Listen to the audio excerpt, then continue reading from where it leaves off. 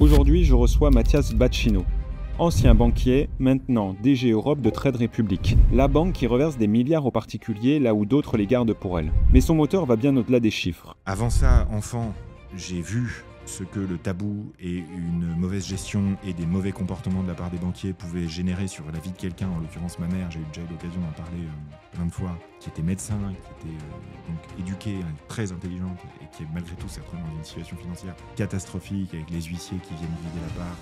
Tu as un changement économique radical en Europe de l'Ouest qui est le vieillissement de la population et l'endettement des États. Et ces deux facteurs-là, qui sont des changements très profonds et durables en Europe de l'Ouest, crée un effondrement programmé du pouvoir d'achat. Donc mon objectif, c'est d'abord de casser le tabou autour des questions d'argent en France. Mathias, c'est l'histoire d'un mec qui a grandi au cœur du tabou de l'argent et qui a décidé de le faire exploser. Il a compris une chose simple. C'est ce que j'appelle les 200 milliards d'euros par an qu'on peut rendre aux Français. Le crédit à la consommation, les découverts, ça coûte 20 milliards d'euros par an aux foyers français. Juste en intérêt. C'est 10% en moyenne le taux d'intérêt. C'est présenté comme une facilité de paiement. C'est une arme de destruction massive. Honnêtement, ça devrait être interdit. Dans cet épisode, il explique pourquoi ne rien faire de ton argent peut te coûter bien plus que tu ne le penses. Comment les banques captent des milliards chaque année sur ton dos sans jamais t'en parler. Il gère une banque dans 27 pays. Et pourtant, il doit être là pour ses enfants, sa compagne, sa santé mentale. Comment il tient? À quel prix? Un épisode rare, sans costume, sans langue de bois.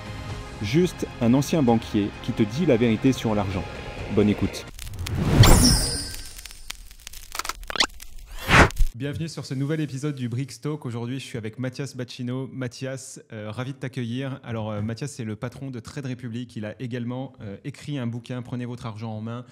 Cet épisode est passionnant parce qu'on va rentrer dans les coulisses du système bancaire, comment on développe une banque en l'espace de moins de 10 ans, qui est dans 27 pays à travers l'Europe, qui gère des millions de comptes bancaires et surtout comment Mathias fait pour reverser des milliards d'euros tous les ans sur de l'argent qui vous appartient, de l'argent qui est reversé grâce au taux de la BCE et qui est jusqu'à présent été conservé par les banques pour améliorer leur bilan. Mathias nous explique tout et c'est passionnant. Donc restez jusqu'à la fin, anecdote incroyable à la fin et vous verrez, vous ne serez pas déçus. Salut Mathias, je suis ravi de t'accueillir sur le Brix Talk. La dernière fois qu'on s'est parlé, c'était en 2021, donc ça remonte à peu près quelques années déjà. Là aujourd'hui, en fait, j'ai l'impression que tout le monde te connaît. Je te vois régulièrement à la télé, tu vois, dans des spots publicitaires.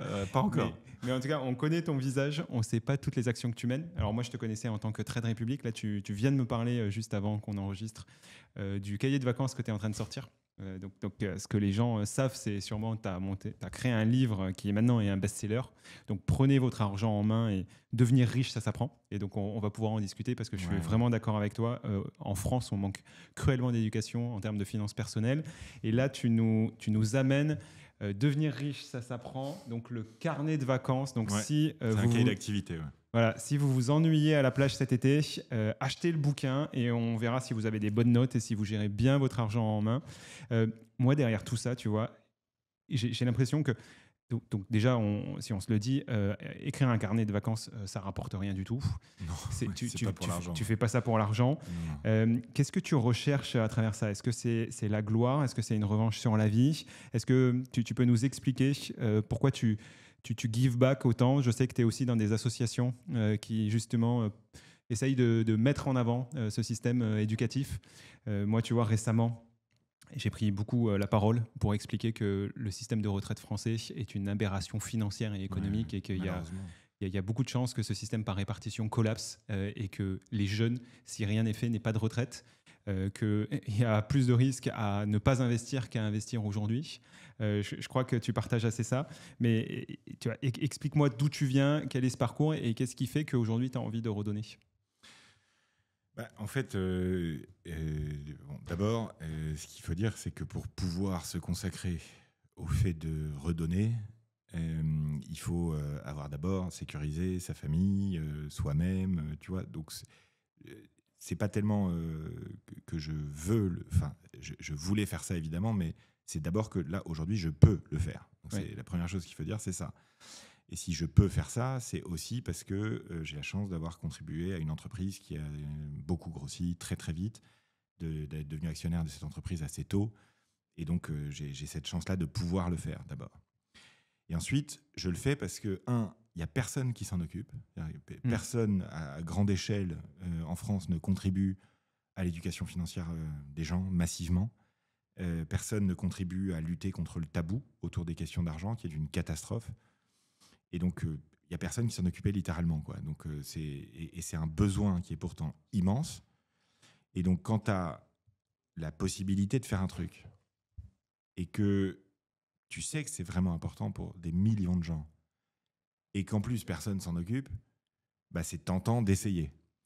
Et il se trouve que j'ai eu la chance de pouvoir le faire avec Trade Republic au début en faisant du marketing et que ça a permis de découvrir une réalité qui est qu'il y a énormément de gens en France qui sont prêts en fait à se former et qui ont envie de mieux contrôler en fait l'argent de manière générale et qui ne savaient pas par où se tourner. Comme c'est un tabou, ils n'osaient pas trop en parler. Et donc, en fait, on a découvert, un peu par hasard, franchement, en faisant du marketing digital, quoi, en faisant des interviews sur YouTube, des trucs comme ça, on s'est rendu compte que depuis 2 ans, il y avait une demande sous-jacente, silencieuse, mais gigantesque d'éducation financière. Et donc, ma vie m'a donné un regard particulier sur les problématiques financières. Du coup, j'essaye de donner à la classe moyenne, aux jeunes, aux classes populaires, aux femmes, des repères hyper simples et des encouragements, parce que c'est avant tout psychologique le problème, pour se saisir du sujet déjà.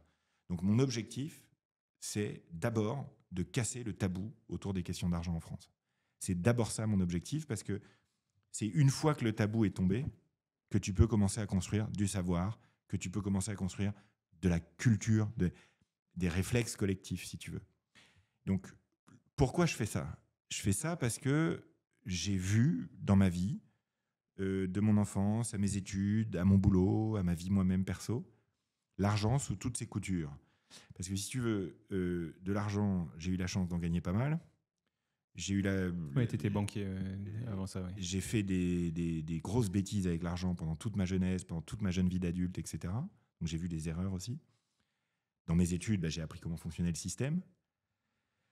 Avant ça, enfant, j'ai vu ce que le tabou et une mauvaise gestion et des mauvais comportements de la part des banquiers pouvaient générer sur la vie de quelqu'un, en l'occurrence ma mère, j'ai déjà eu l'occasion d'en parler plein de fois, qui était médecin, qui était donc éduquée, très intelligente, et qui malgré tout s'est retrouvée dans une situation financière catastrophique, avec les huissiers qui viennent vider l'appart, avec un empilement de crédits à la conso, de dettes, etc.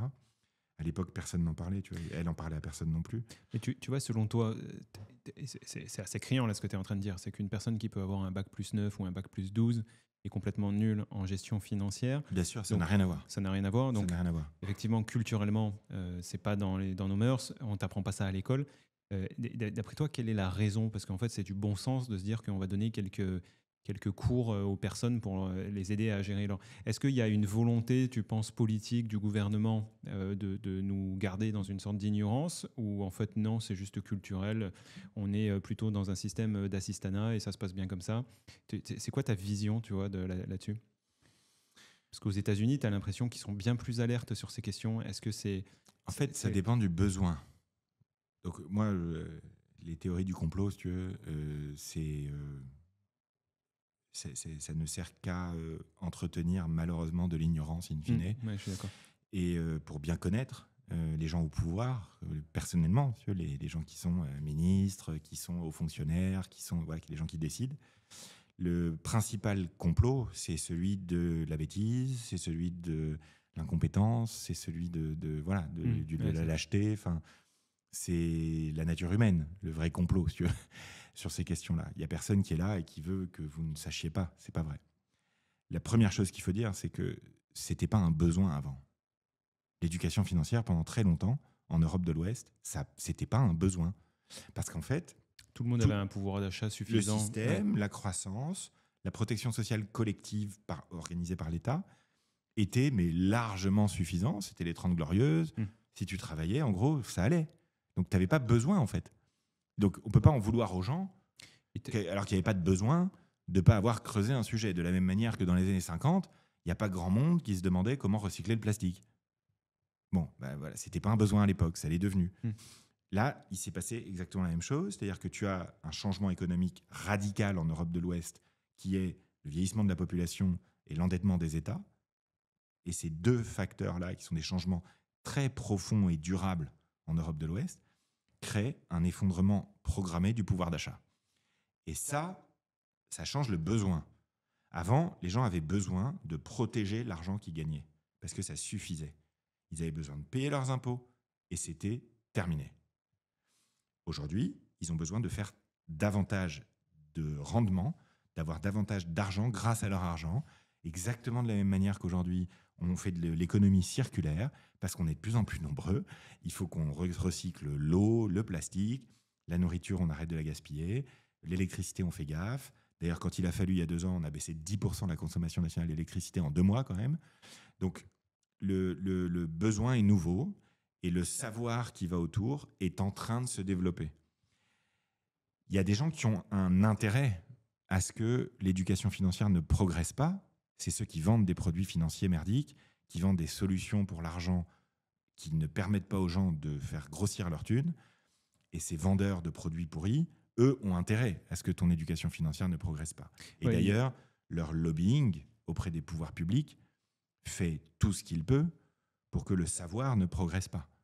Donc, voilà. Mais c'est des banquiers, des assureurs. Je ne parle pas des gens dans les agences, je ne parle pas des salariés. Je parle des gens qui dirigent ces entreprises et qui n'ont pas réussi à les moderniser, qui donc se retrouvent avec des bases de coûts énormes, qui donc se retrouvent obligés de vendre des produits pourris très chers, qui sont obligés de mettre leurs clients dans une relation un peu comme ça de domination, qui sont obligés de ne pas effectivement diffuser. Ils n'ont pas le choix parce que leurs entreprises ont des bases de coûts trop élevées. C'est aussi simple que ça. Maintenant, le besoin a changé. L'industrie n'a pas encore changé parce que c'est très difficile de disrupter, comme tu le sais, l'industrie financière. C'est une industrie qui a des barrières à l'entrée considérables. C'est une industrie qui est... Oui, il te faut beaucoup d'agréments, des licences. Pas que ça, c'est une industrie qui est très structurée, qui a beaucoup de lobbying, qui raconte pas mal de salades au pouvoir public un peu partout en Europe, pour le voir personnellement moi dans des réunions, si tu veux. Donc c'est un pouvoir qui est... et puis ils ont la crédibilité historique, donc c'est très difficile de disrupter cette industrie.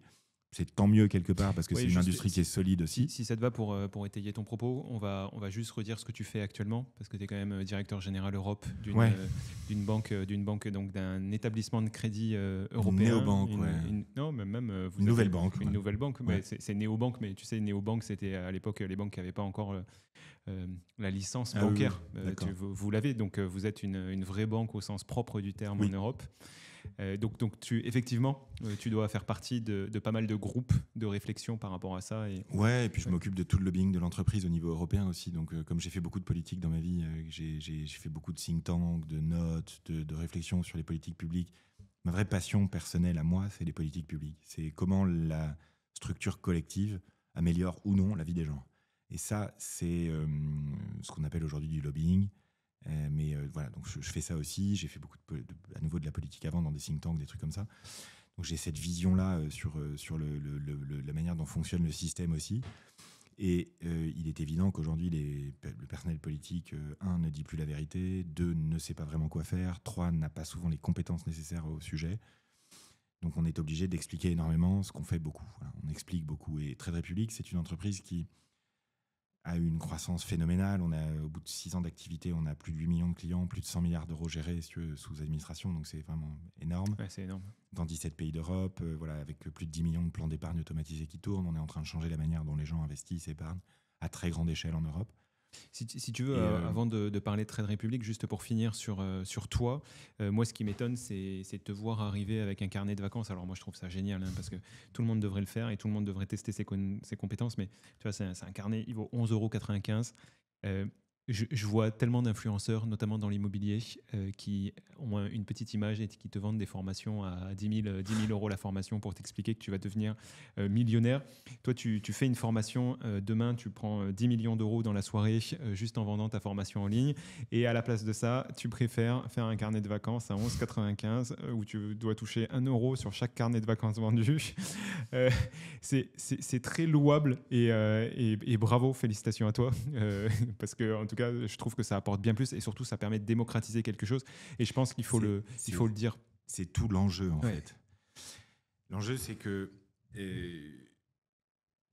si on veut que l'éducation financière se développe, d'abord, parce qu'on est conscient que ça améliore la vie des gens, tout simplement. C'est pour ça, c'est pas pour autre chose. On peut avoir un point de vue aussi un peu plus sur la France. Si on veut qu'elle continue de se développer dans la mondialisation, il faut que les gens soient un peu plus éduqués financièrement pour mieux appréhender l'entrepreneuriat, l'investissement, l'innovation, tout ça, très bien. Mais d'abord, il faut qu'on puisse en parler. Et pour pouvoir en parler, capitalisme à la télé et à la radio, c'est très difficile aussi. Et donc, il me fallait un moyen pour réussir à casser ce plafond de verre. Et il se trouve que moi, j'ai fait des études plutôt littéraires à la base et qu'il y a une manière de passer à la télé et à la radio, c'est quand tu as écrit un livre. Et donc, ce livre a été pour moi un outil pour encore augmenter la portée générale du sujet. Ouais, c'est ta porte d'entrée. Ouais.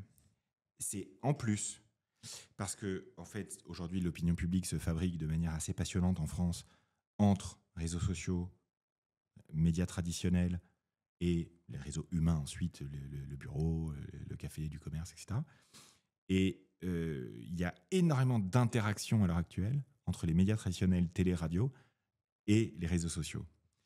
Et quand tu sais jouer l'un avec l'autre, l'un puis l'autre, dans le bon sens, etc., tu peux créer ce qu'on appelle de la viralité. C'est pas possible de décider que tu vas créer de la viralité. En revanche, tu peux essayer de maximiser les paramètres. Et donc, par exemple, tu peux écrire un livre qui va te permettre de passer à la télé, ce qui va te donner des super capsules sur les réseaux sociaux, qui va donc te permettre d'augmenter ton audience sur les réseaux sociaux. Comme tu fais du reach sur les réseaux sociaux, les autres télés et les autres radios te veulent oui. À condition que tu postes ensuite sur tes réseaux. Et ainsi de suite. Oui, c'est ça. Donc, tu leur apportes quelque chose. Voilà. Oui. Et par ailleurs, le livre, donc ça a été un outil tactique. Ensuite, le livre, l'énorme intérêt, c'est que ça permet de poser une pensée quand même. Oui. Et donc, le gros intérêt, c'est de le proposer, mais c'est surtout de l'avoir fait. Parce qu'en l'écrivant, tu es obligé de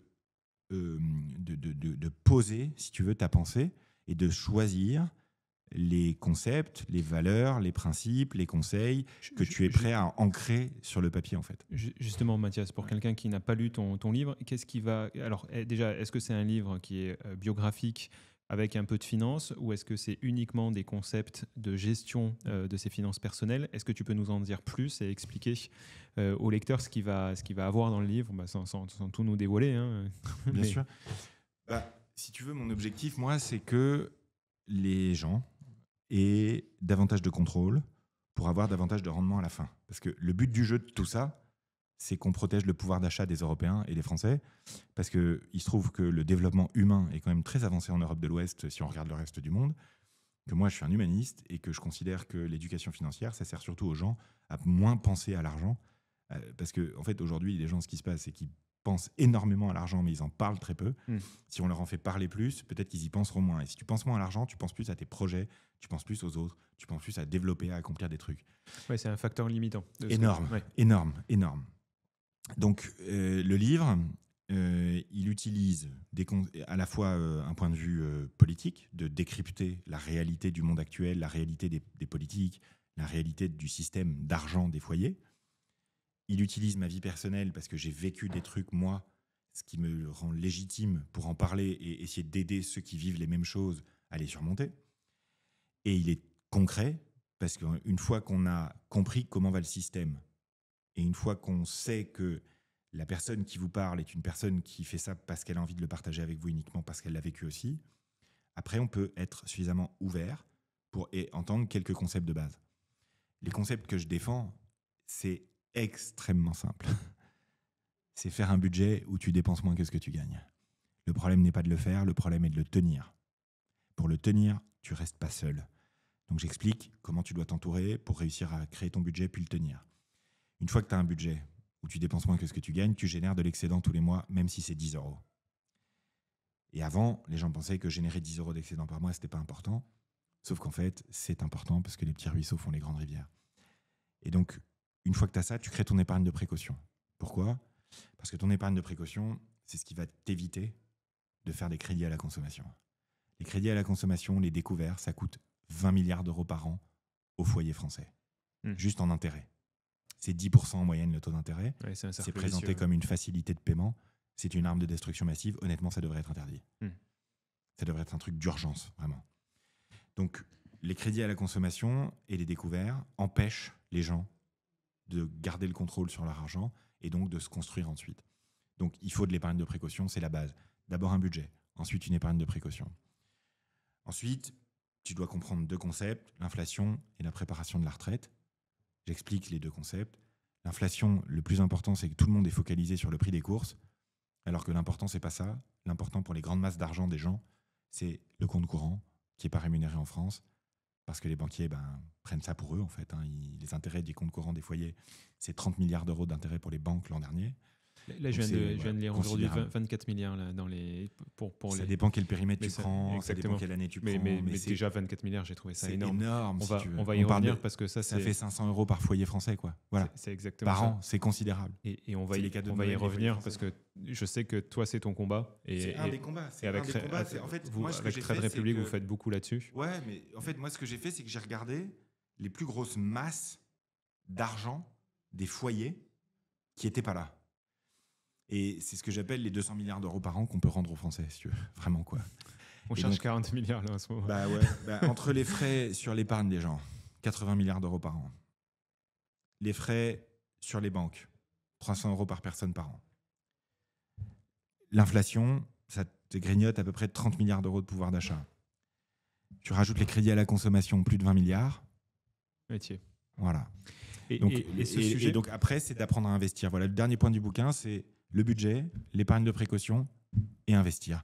Et une fois que tu as appris à investir à long terme, tu as tout ce qu'il faut. Et là, tu décides si tu veux rester ceinture verte toute ta vie, et c'est très bien, ou si tu veux devenir ceinture marron et te mettre à faire des investissements alternatifs, devenir... Tu vois ce que je veux dire ? Oui. Voilà. Mais donc, dans le livre, tu as 3 parties. Une première partie sur le constat, le système, comment il marche, qu'est-ce qu'il faut que vous sachiez. Une deuxième partie sur le budget, l'épargne de précaution, et une troisième partie sur l'investissement. Voilà. Alors moi, ça m'amène plein de questions, mais bon, allez déjà acheter le bouquin de Mathias. Là, c'est 18,95 le bouquin, donc vous n'allez pas vous ruiner. Et effectivement, on le dit jamais assez, mais le meilleur investissement, c'est d'investir sur soi et sur ses compétences. Tu sais que je ne l'ai pas lu. Il va falloir que je l'achète. Alors toi, tu ne vas pas apprendre grand-chose sur la gestion financière, oui. mais tu vas peut-être apprendre 2-3 trucs sur moi, si ça t'amuse, et peut-être 2-3 trucs aussi sur le système français. Et je ne veux pas que tu me l'offres. Moi, j'aime bien acheter les bouquins. Je trouve que c'est sympa. L'intérêt, si tu l'achètes, c'est que l'argent que je gagne, moi, avec ce bouquin Escape de vacances, c'est de l'argent que je mets de côté et que je vais utiliser à un moment donné pour créer l'Association française pour l'éducation à l'argent. Trop bien. Je le dis partout parce que j'ai pas envie de me faire piquer le nom, parce que je crois que c'est un bon nom. Et ensuite, si tu l'achètes, l'intérêt aussi, c'est que si tu l'achètes en ligne, ça te donne le droit de laisser un commentaire. Et tu sais que les commentaires aujourd'hui, c'est très important. Alors, j'en laisserai que si tu me le dédicaces. Avec plaisir la prochaine fois que je passe à Montpellier. Donc, ouais, ça m'amène des questions parce qu'en fait, dans ce que tu viens de dire, on est, à chaque fois que j'entends la gestion de son budget et comment on peut faire pour améliorer, en France, on est toujours sur finalement, dépense moins que ce que tu gagnes. Aux États-Unis, quand tu rencontres des influenceurs finance, ils ont la logique complètement inverse qui est de dire en fait, il faut que tu gagnes plus que ce que tu dépenses. Et donc, bouge-toi, prends d'autres boulots, travaille plus. Il y a les deux, ouais. Et ils sont sur cette dynamique de travaille plus, tu gagneras plus. Comment toi tu vois les choses ? Parce qu'effectivement, j'ai l'impression qu'il n'y a pas beaucoup de personnes en France qui disent bouge-toi le cul, travaille plus en fait. Ou juste monte en compétences et va négocier un meilleur salaire auprès de ton employeur, etc. Toi, il y a les deux. Je parle des deux, parce qu'en fait, le budget, c'est des dépenses et des recettes, c'est l'argent que tu gagnes et l'argent que tu dépenses, et tu peux agir sur les deux. Donc aujourd'hui, il y a plein de manières très intelligentes de gagner des revenus complémentaires à ton revenu de base. Par exemple, l'investissement immobilier qui peut te rapporter quelque chose. Par exemple, des petits boulots annexes. Par exemple, il y a des petits boulots en ligne que tu peux faire de temps en temps. Tu vois, il y a plein de manières. Il y a des petits investissements que tu peux faire. Je pense à Delphine Pinon de Richissime, qui a un super podcast aussi, qui parle de comment elle a acheté une laverie, tu vois. Donc, augmenter tes revenus à l'heure actuelle, c'est beaucoup plus facile qu'avant. C'est lié, entre autres, à l'individualisation du travail et au fait que le travail ne se fait plus que dans les entreprises et de manière salariée. Donc, il y a ça. Et après, il y a les dépenses. Et les dépenses, il y a un cas très particulier qui sont les petits salaires dans les grandes villes où là, tu es bloqué. La seule solution, ça va être de déménager. Mais sinon, il y a les dépenses. Les dépenses, c'est ton loyer, c'est tes courses. Voilà. Donc, comment tu optimises ça? Il y a plein de manières de le faire aujourd'hui. Ouais, j'intervenais sur un plateau il n'y a pas longtemps avec une retraitée là, qui gagne 1 900 € par mois, elle est dans le top retraite, mais elle est à Paris avec un loyer à 1 200 €. Voilà.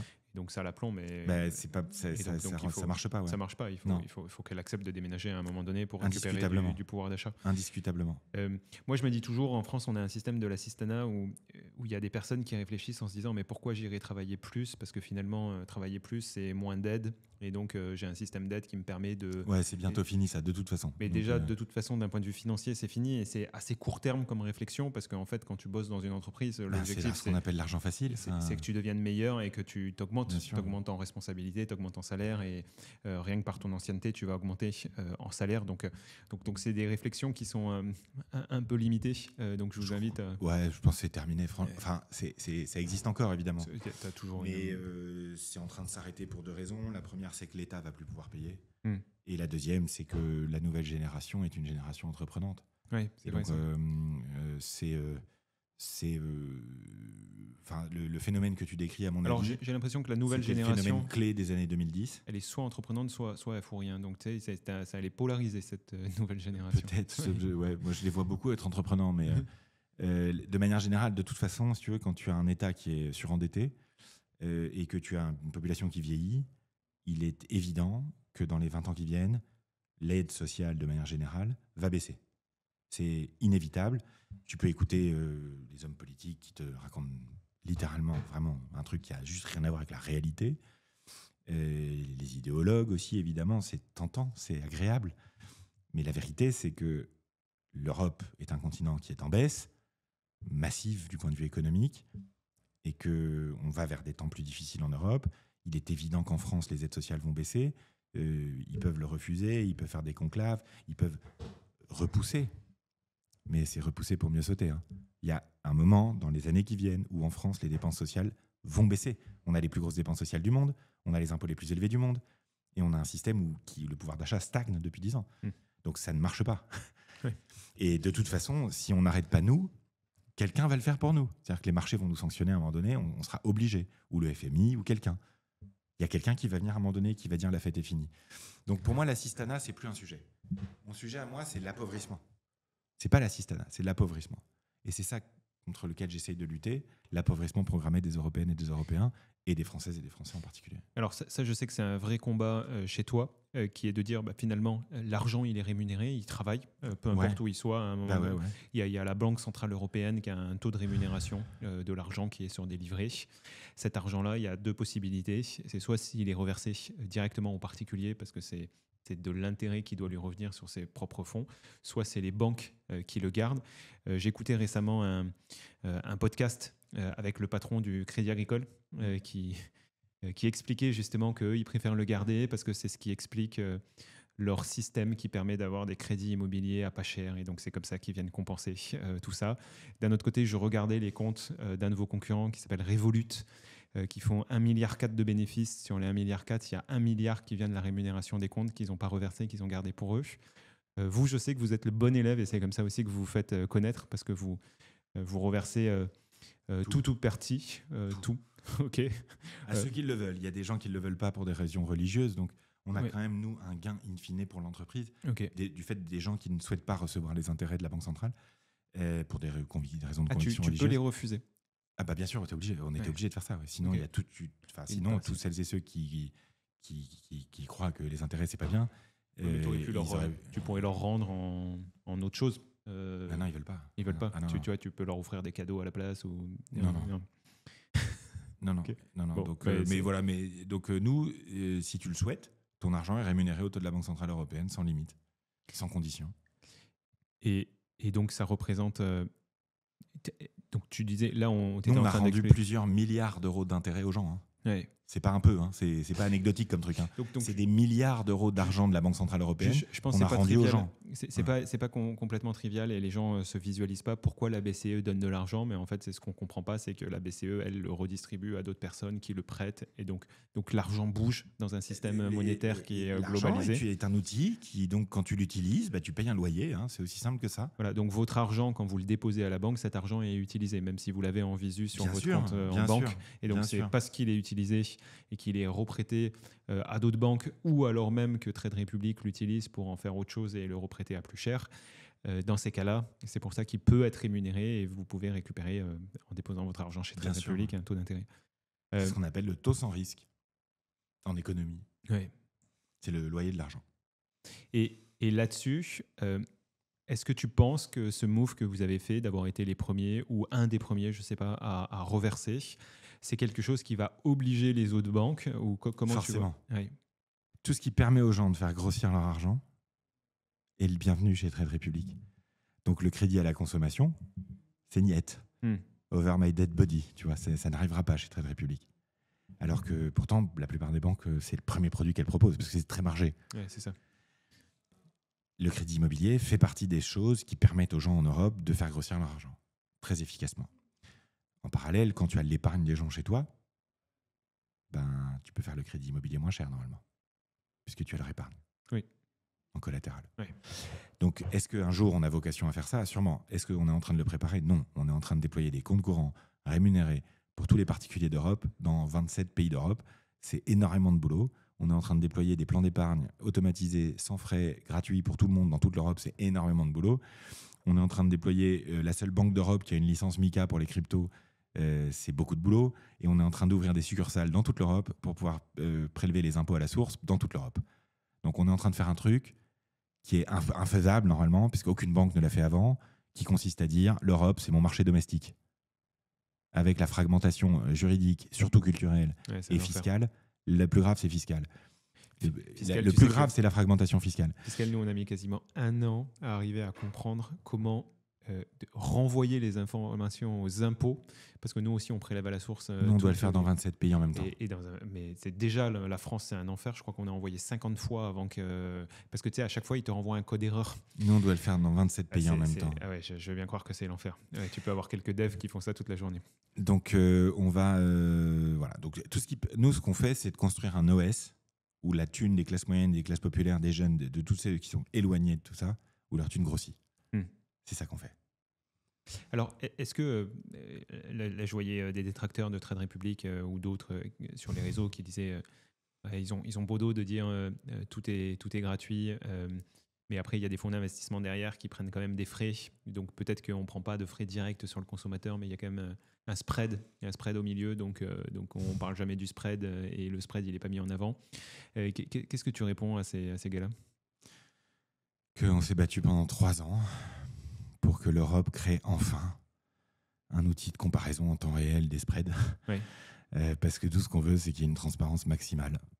Donc, si on cachait des choses dans le spread, il est évident qu'on ne se serait pas battu comme des lions pendant 3 ans pour que ça arrive, la comparaison. Mais donc, c'est quand même grâce au spread que vous gagnez un peu d'argent, non? Non, pas du tout. Vraiment pas. Les gens ne comprennent pas ça, mais non, pas du tout. Et comment vous vous rémunérez alors? On a 1 euro de frais quand les gens passent un ordre de bourse. On n'est pas gratuit. Il y a 1 euro de frais quand tu passes un ordre de bourse. D'accord, ouais, donc c'est là-dessus que vous gagnez de l'argent. Et toutes les autres banques, avec 1 euro de frais, elles n'arrivent pas à gagner leur vie. Nous, on est rentable. Ça fait 3 ans de suite que Trade Republic est une entreprise rentable. Donc, c'est ça qu'il faut comprendre. D'abord, c'est la tech. Ensuite, c'est les process que tu changes radicalement par rapport à toutes les autres banques pour être plus efficace. On a fait 100% de Trade Republic, c'est que de la tech Trade Republic. Hein. Donc, on a codé intégralement une banque dépositaire pan-européenne. Donc, c'est un travail monstrueux. Ouais, les gens ne se rendent pas compte. C'est monstrueux. C'est un travail impensable. Les 2 fondateurs, ils ont écrit les 1500 pages de la demande de licence en 2017, tout seuls. Voilà. Donc, c'est un travail gigantesque pour pouvoir proposer ce qu'on propose et être profitable. Ensuite, on gagne on gagne un bout des frais de gestion des ETF. Un ETF, c'est 0,2% annuel. J'ai aucun problème à partager 0,2% annuel avec un émetteur. Quand tout le reste de la profession se partage 2%, soit 10 fois plus, pour moins de rendement pour les gens. D'accord ?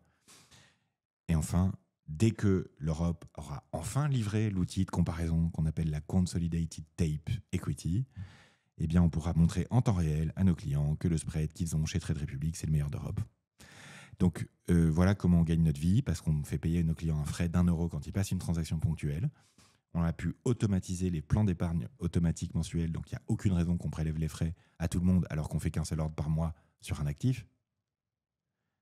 Le taux de la BCE qu'on rémunère sur les comptes courants, on peut le faire parce qu'on avait un business plan depuis toujours qui ne tenait pas compte de ça, parce que Trade Republic est une entreprise qui s'est construite à un moment où les taux d'intérêt étaient à 0 depuis 10 ans. Ouais. Et quand on a eu le choix entre « Ah bah tiens, d'un coup on va gagner du blé, parce que la BCE monte les taux. » Qu'est-ce qu'on fait ? Ben, on a besoin ou pas ? Non. Ben, on rend aux gens alors. Et en plus, ça nous a fait évidemment un outil d'acquisition considérable, puisque partout en Europe, il n'y a pas de livret A. Vous étiez déjà live quand c'était taux négatif ? Parce que taux négatif, ça coûte de l'argent aux banques. Le premier client de Trade Republic, c'est en janvier 2019. Donc les taux étaient déjà repassés en positif, je crois. Ok. Taux négatif, on n'a jamais eu. Ouais. Voilà, ensuite, oui, voilà, c'est comme ça qu'on gagne notre vie. C'est comme ça qu'on gagne notre vie et qu'on la gagne bien. On avait levé 1,2 milliard et on ne les a pas dépensés. Donc, on a encore des capitaux propres très costauds. C'est quoi l'ambition d'un Trade Republic ? C'est Europe et après je pars à l'international, ou en fait le marché européen il est tellement gros à ce stade, on essaie déjà d'être la première banque de l'histoire qui peut dire mon marché domestique c'est l'Europe. Donc on n'a aucun projet actuel pour aller ailleurs qu'en Europe. On n'a même pas de projet pour aller au UK, tu vois. On est Union européenne, voilà. Parce que en fait, c'est un des marchés les plus profonds du monde, tout secteur d'activité confondu. Hein. Le marché de l'épargne en Europe, c'est l'un des marchés les plus larges et les plus énormes du monde, tout secteur d'activité confondu. Donc, il y a un potentiel de faire une boîte qui vaut 100 milliards d'euros déjà. Si tu veux. Oui. Peut-être largement de quoi faire une boîte qui a 1000 milliards d'encours, si tu veux. Largement, facilement. Et tu vois, la majorité de vos utilisateurs, ils rêveraient de pouvoir investir dans un Trade Republic coté en bourse. C'est une volonté, ça, à un moment donné ? Si tu veux, nous, on dit à la terre entière qu'il faut devenir actionnaire. Et on permet à tous nos employés d'être actionnaires de Trade Republic. Okay. Donc, il est évident que oui, on a vocation un jour à permettre à nos clients au moins d'être actionnaires de Trade Republic. Ça serait logique. Partout, on voit la valo de Revolut. Elle est publique, la valo d'un Trade Republic ou pas ? Non. La Trade Republic, la dernière fois que ça a été valorisé, c'était en 2023. Quand vous faites le contour de 900 millions ? Non, ça c'est en 2020. Non, c'est en 2022. La dernière valo à 5 milliards d'euros. Ok. Voilà. Depuis, Trade Republic a énormément grossi. Oui, c'est ça. Donc c'est une entreprise qui va bien. C'est une entreprise qui travaille très très très dur parce qu'on est très peu nombreux. C'est un choix radical. C'est combien de collaborateurs ? On est 550. Ah oui, il y a 10 000 personnes chez Revolut. Ouais. Voilà. Ouais. Ok. Il y en a 3000 chez N26. Voilà. Il y en a des milliers chez Boursorama. On est 550 pour toute l'Europe. Et tout ce que vous me voyez faire, je le fais tout seul. Prendre les bonnes décisions au bon moment, ça devient aussi important que travailler. Oui, choisir la décision qui a le plus d'impact au moment et pas partir dans toutes les directions. Et donc ça implique de changer, de reprioriser tous les matins. Ça implique d'avoir une culture qui est très très particulière dans l'entreprise. Ça implique d'avoir des méthodes de travail très particulières, uniques. On a une organisation qui est unique. J'ai jamais vu ça dans une autre boîte. Donc tu peux nous donner des tips justement, parce que ça pourrait intéresser pas mal de start-upers là, qui nous écoutent. Déjà, tu commences par lire la biographie d'Elon Musk et tu lis un livre qui explique parfaitement bien la méthode de travail. Moi, ce livre, il m'a sauvé la vie parce que j'étais pas start-upper avant d'arriver chez Trade. C'est lequel, sa biographie ou Non, il y a un livre qui est...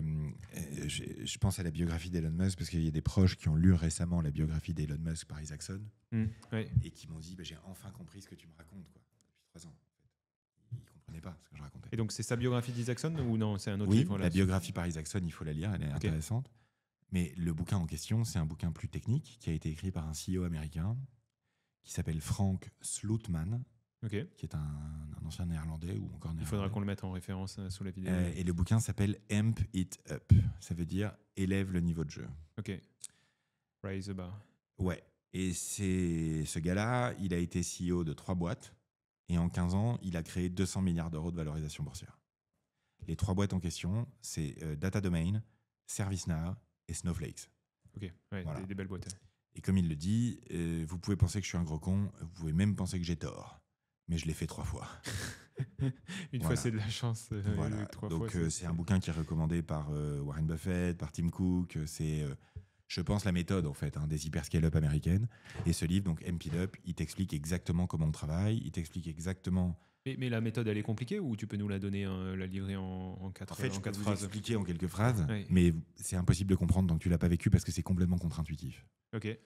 Donc, si tu veux, c'est d'abord une petite équipe. Ouais. Le moins t'es nombreux, le mieux c'est. Ouais, le plus tu vas vite. Ensuite, pas d'ego du tout. Et en permanence, tu dois te demander qu'est-ce que je peux faire de mieux, qu'est-ce que je peux faire de plus. Tu dois reprioriser ta journée tous les matins. Ouais. Et tu dois dire non à 99% de tout. Ouais, ça, Elon Musk, il le dit à chaque fois. Et tu dois ne t'occuper que de très peu de choses, mais par contre, tu ne t'occupes que de ça quand tu le fais. Dans tout ce que tu fais, tu augmentes le niveau d'intensité tout le temps. Et quand tu penses que tu as fait un truc bien, la première question que tu dois te poser, c'est comment je amp it up. Comment je fais plus que ça. Ouais. C'est quoi tu vois, pour faire plus, mieux.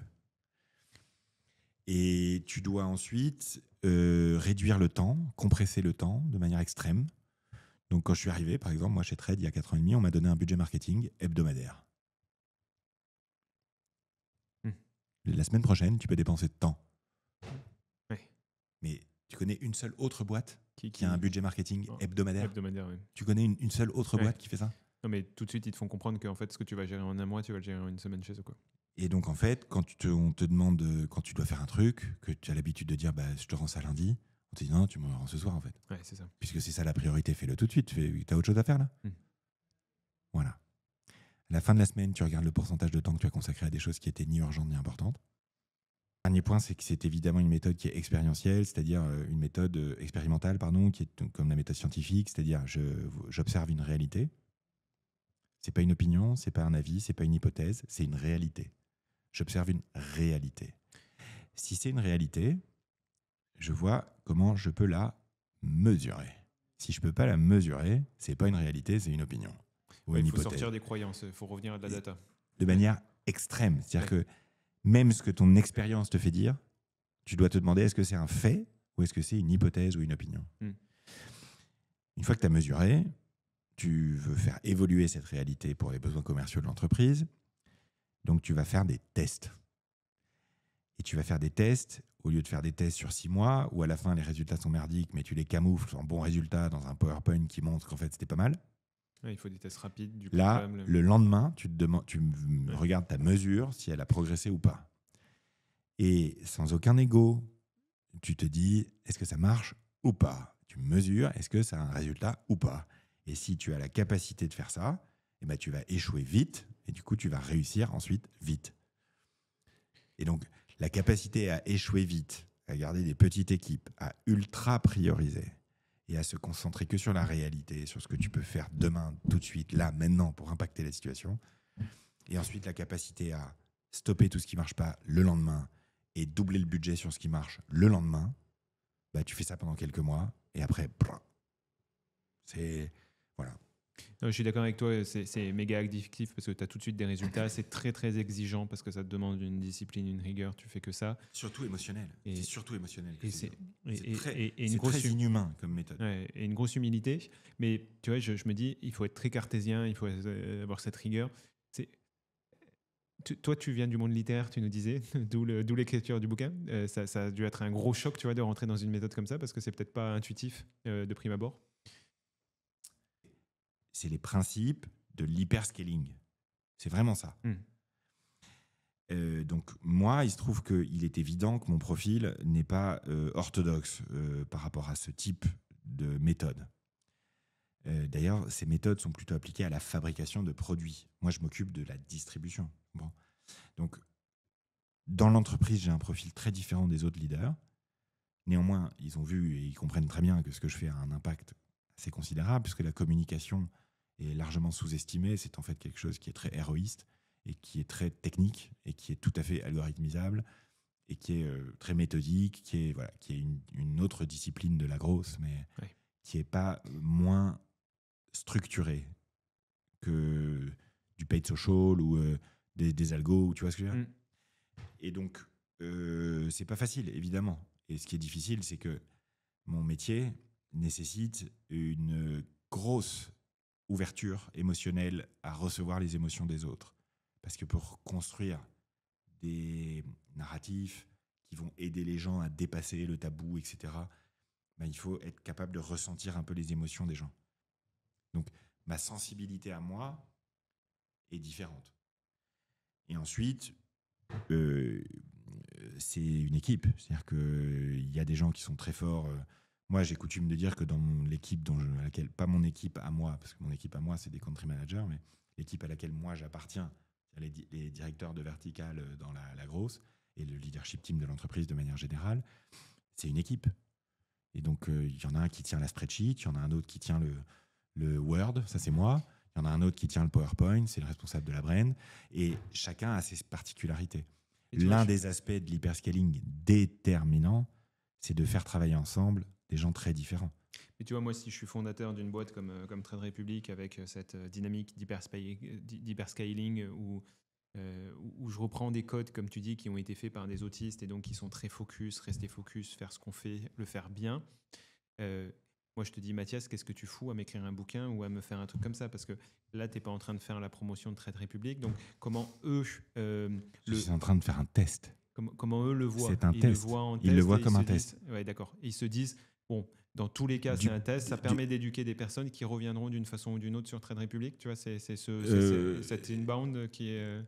Pas tellement. C'est un test que tu peux mesurer très facilement puisque ce livre et ce cahier d'activité me donnent une exposition médiatique qui est mesurable. Et ensuite, ça pose aussi ce livre et ce cahier d'activité et mon activité sur les réseaux sociaux permettent de voir si, du point de vue de Trade Republic, bien sûr, l'éducation financière est un sujet ou pas, et est un truc efficace ou pas. Et il y a mon rôle aussi chez Trade Republic, dont je suis salarié, mais dont je suis aussi actionnaire. Donc, j'ai une chance immense, Cédric. C'est que je suis à un moment de ma vie très rare où je peux faire vraiment ce que je veux, quoi, tout en étant salarié d'une entreprise, si tu veux.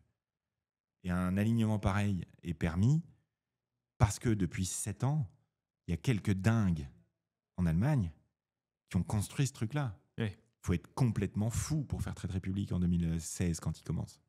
Il faut être fou. Tous leurs choix sont complètement orthogonaux avec la réalité de l'époque et tellement adaptés à la réalité actuelle. Donc j'ai beaucoup de chance, voilà. Et c'est une chance que j'ai su exploiter et que j'ai beaucoup de chance de pouvoir faire auprès du grand public parce que ça m'apporte à moi beaucoup aussi émotionnellement, parce que j'ai reçu 150 000 DM, parce qu'il y a des gens qui viennent me parler dans la rue tous les jours, parce qu'il y a plein de gens qui m'ont dit qu'ils avaient sorti leur mère de la merde grâce à ça. Ouais, non, ça crée des belles histoires. Et ça rend ma mère fière. Ma mère, t'imagines le courage qu'elle a eu? Elle m'a autorisé à raconter ça sur Légende. Elle a eu un courage quand même considérable, si tu veux. Et ma mère, il y a personne de son entourage qui ne sait pas qu'elle ne s'est pas mise dans la merde financièrement, etc. à cause de moi. Donc ma mère, elle a accepté un truc complètement dingue. Et mon père, mes parents sont divorcés depuis que j'ai 5 ans. Et mon père, qui a lui toujours très bien géré, ça fait 2 ans que plein de gens dans son entourage pensent qu'il a eu des difficultés financières, alors que lui, il a toujours très bien géré. Tu vois. Donc j'ai une chance énorme. Et j'ai pu faire ça l'année où tout le monde s'y intéresse. Oui. Non, mais il y a toujours des alignements. Et donc, c'est ma responsabilité, planètes, après, c'est de pousser, quoi. Tu vois, mais quand tu te retrouves à cet endroit-là, ta responsabilité, c'est de pousser de toutes tes forces. Et moi, j'ai des gens dans la rue qui viennent me parler tous les jours et qui me disent, hier matin encore à l'aéroport, vous vous occupez des gens comme nous. Vous êtes le seul à vous occuper des gens comme moi. C'est exactement ce que j'allais te dire. Ça, c'est génial, tu vois. En fait, ce dont on se rend plus compte, c'est que en fait, le banquier, il a un rôle de pouvoir changer la vie d'une personne. Totalement. Et en fait, moi, je le vois à toute petite échelle parce que moi, je finance des projets, mais sans aucune mesure avec ce que vous faites. Mais j'ai déjà des personnes qui me disent, mais en fait, sans toi, j'aurais pas pu ouvrir ma chambre d'hôte. Bien sûr. Et ça a changé ma vie parce qu'en fait, ça faisait 30 ans que je voulais ouvrir ça et que le banquier, il me faisait pas confiance. C'est tout l'intérêt, c'est que l'argent devienne un outil. Ouais, et que tu redonnes du sens à ton Exactement, argent. exactement. Et donc, ce qui est génial avec ta personnalité, c'est que là, on se le dit comme ça, tu vois, on est autour d'une table, mais tu gères une banque européenne. t'es pas en costard cravate, tu es en t-shirt, tu fais très accessible et c'est pas pour autant que tu as moins de responsabilités. Et ça m'empêche pas et d'être c'est- très convaincant et- avec la commissaire européenne quand je suis dans son bureau et je mets une veste. Non, et ça n'empêche pas aussi d'être très compétent. Et tu vois, moi j'apprécie aussi cette nouvelle économie parce qu'on peut être plus compétent que l'ancienne génération tout en étant accessible ou en donnant l'impression, parce que l'accessibilité c'est toujours une impression d'eux, tu vois, c'est quand tu reçois 150 000 DM, je ne sais pas si tu as la capacité physique de répondre à 150 000 Mais non, personnes. j'ai pas d'équipe. Mais non, Mais pour autant, les gens osent t'envoyer un message et ça leur fait du bien. Tu vois, moi, je n'ose pas envoyer un message au directeur général du Crédit Agricole. Et moi, ça nourrit vachement après ma réflexion. En fait, il y a beaucoup de contenus que j'ai créés ou de choses que j'ai commencé à faire ou commencé à dire parce que j'avais reçu plein de messages qui allaient dans le même sens, en fait. Ouais. Et je pense que les gens, ils voient que je réponds pas, mais ils voient qu'une semaine plus tard, il y a un truc qui explique, tu vois, il y a une... Tu peux faire une explication groupée, ouais. Tu vois ce que je veux dire? Et donc, en fait, c'est une sorte de blockchain humaine de l'éducation financière qui est en train de se mettre en place. Et donc, oui, c'est ce que j'appelle moi, et c'est une intelligence collective, finalement. Ouais, complètement, c'est ce que j'appelle la République des commentaires. C'est-à-dire qu'il y a une richesse dans les commentaires sous les contenus qui est considérable. On ne voit que les commentaires de merde. Que les haters. Que les haters, Ouais, on mais parle que de ça. c'est Mais en fait, 3%, les gars, ça. combien il y a de gens qui sont allés en aider d'autres en leur expliquant un truc dans des commentaires sous des contenus sur les réseaux sociaux. On parle de millions de commentaires. C'est incroyable. Et moi, aujourd'hui, je n'ai pas la capacité de faire la modération sous mes réseaux. Parce que chez Trade Republic, on a une personne qui s'occupe des réseaux Trade Republic pour toute l'Europe. Une seule. On n'a aucune agence externe. Donc moi, mes réseaux sociaux, je m'en occupe tout seul, complètement. Donc je ne peux pas répondre aux commentaires. J'y arrive pas, j'ai pas le temps, j'ai trop de boulot. Tu vois, je peux pas. Je veux passer du temps avec ma femme, mes enfants, je peux pas. Et donc, très rapidement, tu as ceux qui savaient déjà, qui ont vu que je répondais pas. Ils ne voulaient pas laisser les gens dans l'ignorance. Ils sont venus répondre. Ouais.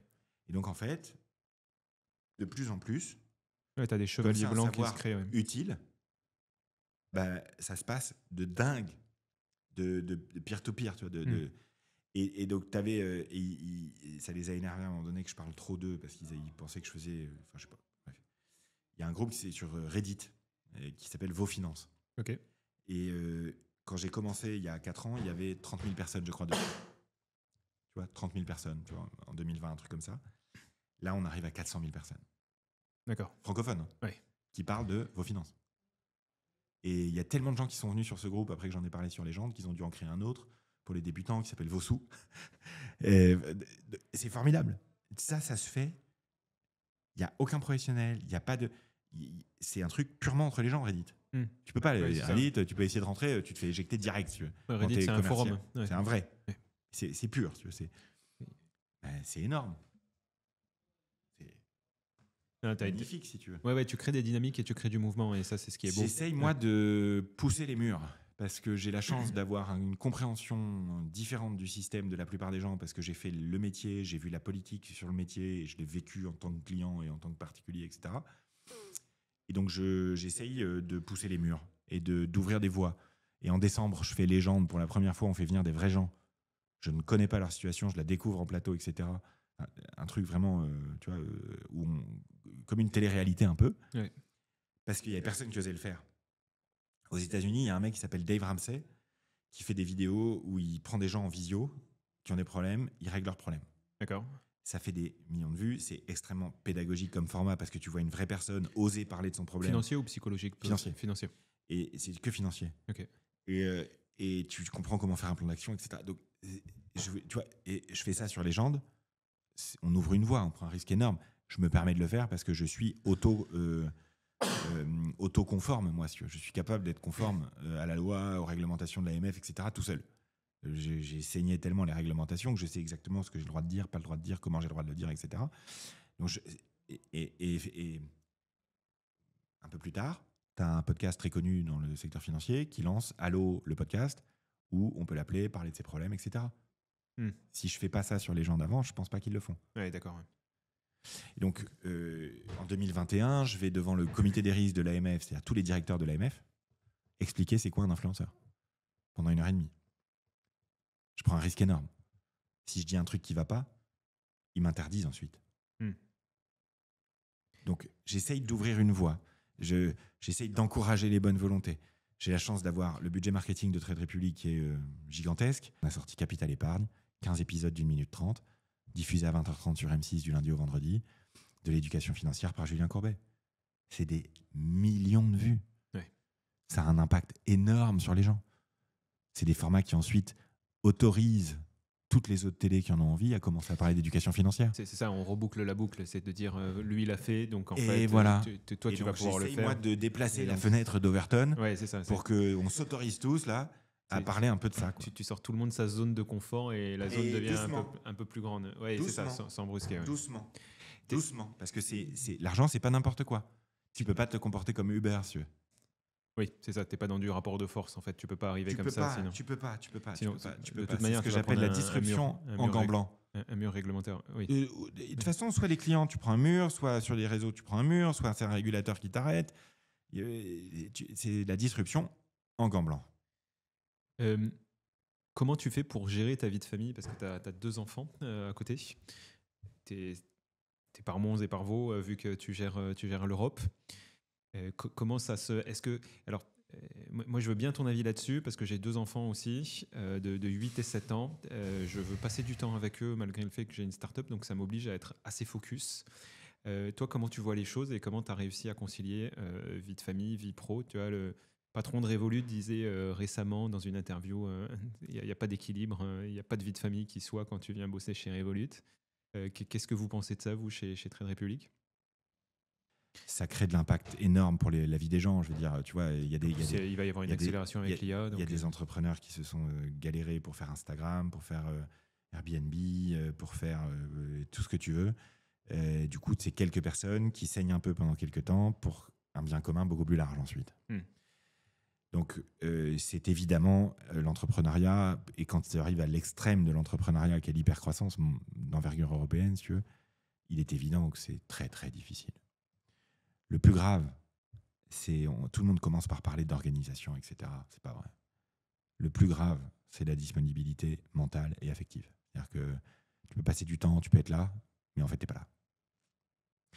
Donc, c'est avant tout, je crois, un travail de nature psychologique pour avoir la capacité de créer des sas, pour te libérer mentalement, pour être vraiment là. Et moi, comme la plupart des gens dans ma situation, j'y arrive très mal. C'est très dur. C'est dur vis-à-vis de ma famille, c'est dur vis-à-vis de mes amis que je vois très peu depuis 4 ans. C'est dur vis-à-vis de moi parce que j'ai plus de difficultés à prendre soin de moi. Donc c'est un effort de discipline. Plus tu fais des choses, plus tu dois être discipliné comme un sportif de haut niveau. Et donc, c'est pas simple. Moi, j'ai la chance d'être très bien accompagné, aussi bien en termes de coaching que dans ma famille. Et donc, je réussis à surmonter les difficultés. Mais c'est très, très difficile, Cédric. Oui. On le sait, je veux dire, voilà.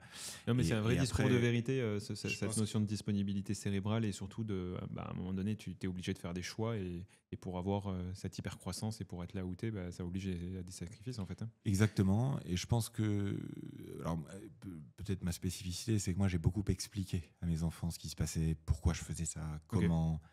Dans le discours. Ouais. Beaucoup d'explications, en fait, parce que du point de vue d'un enfant, tu comprends pas ce qui se passe en fait. Et du coup, comme n'importe qui, quand tu comprends pas un truc, tu plugues une pensée dessus, quoi. Parce que tu peux pas juste te dire, je comprends pas ce qui se passe. Si quand il se comporte comme ça, c'est sûrement qu'il se passe ça. Ouais. Et évidemment, un enfant, dans 99% des cas, se trompe. Donc, mon objectif à moi, c'était surtout de beaucoup communiquer avec eux. Voilà. J'ai la chance qu'ils soient dans une super école aussi, donc voilà, c'est... Donc non, c'est très difficile. Il y a des hauts et des bas. Ça nécessite des ajustements permanents. Et il est évident que l'hypercroissance n'est pas quelque chose qui peut durer dans la vie toute la vie. Ou alors, il faut vraiment être un moine Shaolin et être capable d'être en contrôle de tout le temps, de ce que tu manges, de ce que tu bois, de ce que tu dors, comme un sportif de haut niveau, si tu veux, extrême, quoi. Ouais, ça fait Mais deux fois la que tu dis, vérité, c'est que c'est très difficile. sportif de haut niveau, mais c'est vraiment ça. C'est que si tu veux durer, il faut te lever tôt, il faut se coucher tard, il faut gérer tellement de galères dans la journée. Donc Quand tu dors, il faut bien dormir. Que tu manges, il faut manger les bonnes choses au bon moment. Tu vois, t'en reviens à l'équanimité, faire en sorte que justement chaque décision t'impacte pas et ça permet de rester sur une sorte de ligne. Mais c'est très dur à faire d'un point de vue psychologique parce que aussi tu te rends compte que ce qui est beau dans la vie, c'est justement d'avoir ses hauts et ses bas émotionnels. Et Et puis attends, la vie qu'on mène, c'est pas une vie qu'on mène toute notre vie. C'est pas quelque chose dont on était sûr que ça allait nous arriver aussi. Donc c'est quelque chose qu'on a essayé. Enfin, tu t'adaptes au fur et à mesure, en fait. Et je pense après que les besoins des gens changent au cours de la vie aussi. Donc, si tu veux, moi, ce contre quoi je lutte, c'est il n'y a que l'hypercroissance et la tech dans la vie, et il faut avoir fait ça dans la vie, sinon tu n'es rien, ou c'est pas bien, ou enfin, tu vois ce que je veux dire. Ouais. Donc voilà, moi j'ai la chance que ça me soit arrivé. Il se trouve que j'étais armé pour pouvoir y contribuer. Est-ce que je veux vivre comme ça toute ma vie ? Bah non. Et après, moi, il y a une dimension assez particulière dans mon travail aussi qui est particulièrement difficile à gérer, c'est la dimension européenne. Je voyage énormément, je voyage vraiment beaucoup. Et donc ça aussi pour la vie de famille, et même personnellement, c'est impactant, très impactant, parce que Pourquoi tu voyages beaucoup ? Ça, c'est une nécessité parce que c'est une nécessité, bien sûr. Ouais. Tu pourrais te dire avec les visios, finalement. Oui, mais il y a un moment où quand il faut rencontrer le président du régulateur, c'est pas en visio, quoi. La personne, il veut te voir, quoi. Okay. Et quand il faut rencontrer le ministre de l'économie, il veut te voir, quoi. Okay. Quand il faut rencontrer les plus gros créateurs de contenu du pays, ils veulent te voir, en fait. Donc, quand il faut faire une conférence ou un podcast, il faut être là, quoi. Donc, on fait énormément, évidemment, en visio, mais il y a des choses à ce niveau-là de responsabilité qui doivent être faites en présentiel. Et donc, quand il faut rencontrer le président de la Banque d'Espagne, il faut y aller, quoi. Okay.